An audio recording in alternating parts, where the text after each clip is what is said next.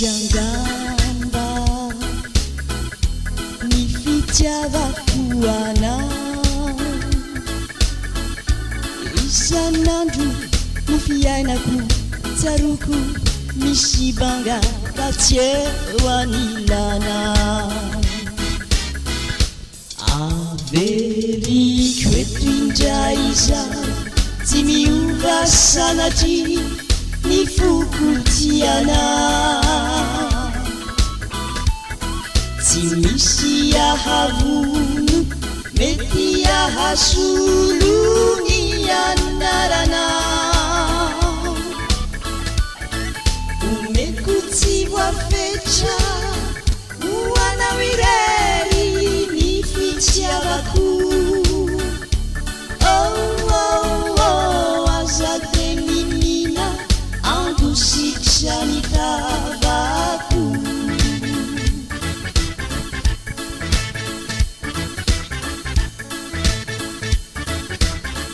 indraindray mantsy tsy tsaroana mankarariray fo ny tenina anieriko aleko te mangina tsy mamaly ana no ny zavatra tsy misy veinoko ahafaty ny fitizay nokoloiko ka ny resaka sitsa ombienibieny no andaozako ana averiko eto indray izaho tsy miova sanatry ny foko tiana tsy misy ahavono mety ahasolo ny anarana omeko tsy voafetra ho anao irery ny fitiavako azade minina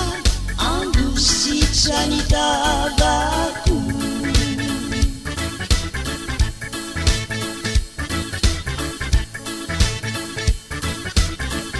indraindray mantsy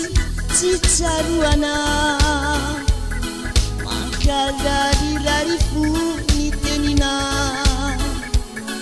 anieriko aleko te mangina tsy mamaly ana noho ny zavatra tsy nisy veinoko ahafaty ny fitizay nokoloiko ka ny resaka sitsa ombienibieny no andaozako ana averiko eto indray izaho tsy miova sanatry ny foko tiana tsy misy ahavono mety ahasolo